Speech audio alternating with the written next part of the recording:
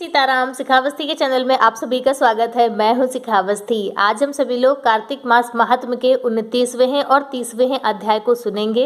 इन अध्यायों में माता तुलसी के विवाह की विधि है और उसके साथ ही कार्तिक व्रत उद्यापन विधि भी है। तो चलिए अध्याय को प्रारंभ करते हैं। अपने गुरुदेव भगवान गणेश भगवान नारायण भगवान का ध्यान करते हुए कार्तिक मास में पवित्र पावन कार्तिक महात्म्य की कथा को सुनते हैं। तुलसी विवाह विधि। इतना कथा सुनकर ऋषिवर कहने लगे कि हे सूत जी, अब हम आपसे तुलसी जी के विवाह की विधि पूछना जानना चाहते हैं, सो कृपा करके वर्णन कीजिए। ऋषिवरों का यह वाक्य सुनकर आनंद में मग्न हुए श्री सूत जी कहने लगे कि हे मुनीश्वरों, अब मैं आपके सामने तुलसी जी के विवाह की विधि का वर्णन करता हूँ, इसलिए आप सभी सावधान होकर इसे सुने। जब सूर्य उत्तरायण हो, गुरु शुक्र का उदय हो, विवाह के नक्षत्र हों और विशेषकर पूर्णिमा या कार्तिक का महीना हो, भीष्म पंचक हो, तभी तुलसी का विवाह करना चाहिए।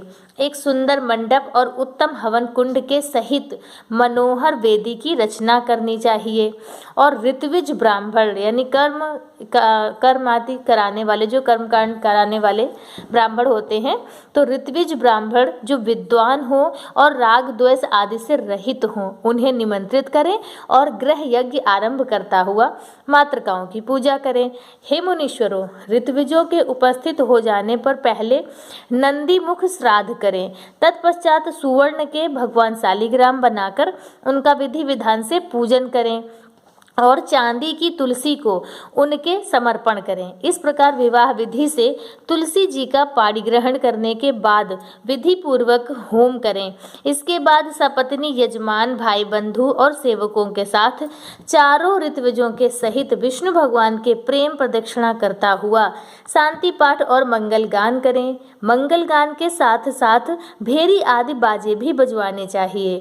हे मुनीश्वरों, ऐसा हो जाने के बाद यजमान को गौदान और सैयादान करना चाहिए। ऋत्विजों को भी दक्षिणा देकर विप्रभोज और जाति भोज कराना चाहिए। यह सुनकर सूत जी कहने लगे कि हे मुनीश्वरों, इस प्रकार जो मनुष्य श्रद्धा भक्ति युक्त होकर सत्य, शांति और संतोष को धारण करता है, भगवान विष्णु को तुलसी दल समर्पण करता है, वह समस्त पापों से रहित होकर संसार के सुखों को प्राप्त करता हुआ अंत में विष्णु लोक को प्राप्त होता है। इसमें संशय नहीं। हे मुनीश्वरों, जिस प्रकार से तुलसी जी का विवाह विधि हमने बताई है, उसी प्रकार से आंवला, समी और पीपल के विवाह की विधि भी होती है, वह भी समझनी चाहिए। तो इस प्रकार से 29वां अध्याय संपूर्ण हुआ। अब 30वां अध्याय, जिसमें उद्यापन विधि का वर्णन है। कार्तिक शुक्ल चतुर्दशी को प्रातः काल गंगा, यमुना अथवा किसी पवित्र नदी में स्नान करना चाहिए। तुलसी जी के समीप 4 द्वारों का एक मंडप बनाना चाहिए। फिर पूर्व के द्वार से आरंभ कर क्रमशः मृत्तिका यानी मिट्टी से निर्मित 4 द्वारपाल बनाने चाहिए, जिनका नाम सील, सुशील, जय और विजय है। इसके पश्चात तुलसी की जड़ के समीप एक वेदी बनाकर उस पर सर्वतोभद्र चक्र बनावें। वेदी के पश्चिमी भाग में पूर्व की ओर मुख करके बैठ जाएं। तत्पश्चात ब्राह्मण द्वारा संकल्प आदि करके आचार्य का वरण करें। फिर सर्वतोभद्र के ऊपर ब्रह्मादि देवताओं का पूजन करके वहां स्थापित तांबे के कलश के ऊपर सुवर्ण की बनी लक्ष्मी और विष्णु भगवान की मूर्ति को स्थापित करें। इंद्र विष्णु रीति इस मंत्र से आवाहन करके पुरुष सूक्त के मंत्रों द्वारा षोडशोपचार पूजन करें और चारों ओर के लोकपाल तथा द्वारपाल को भी उनका भी पूजन करें। इसके पश्चात गीत वादिक मंगल गान और उत्सव करके रात भर जागरण करें।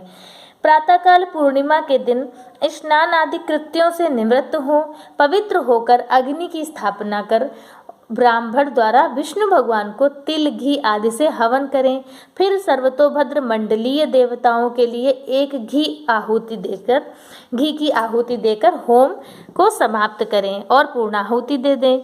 उसके बाद सपत्नी 31 ब्राह्मणों को आमंत्रित कर उनका व आचार्य का यथाशक्ति वस्त्र, आभूषण और श्रृंगार का सामान आदि से पूजन करें। यथाशक्ति भोजन करावें और प्रार्थना करें कि आप लोगों के प्रसाद से मेरा कल्याण हो। कार्तिक के इस व्रत व उद्यापन से आपके कुल के 7 जन्मों के किए हुए पाप नष्ट हो जाते हैं और सुख संतति एवं सौभाग्य आदि सकल मनोरथ सिद्ध होते हैं। तो यह शास्त्रीय विधि है कार्तिक मास के उद्यापन की। आज की कथा पूर्ण हुई। कथा कैसी लगी कमेंट करके ज़रूर बताइएगा। और इसी के साथ कार्तिक मास महात्म भी आज से पूरा हुआ और आप सभी बहुत भाग्यशाली हैं जो आप सभी ने इस पवित्र पावन कथा को सुना। तो आज का वीडियो बस इतना ही।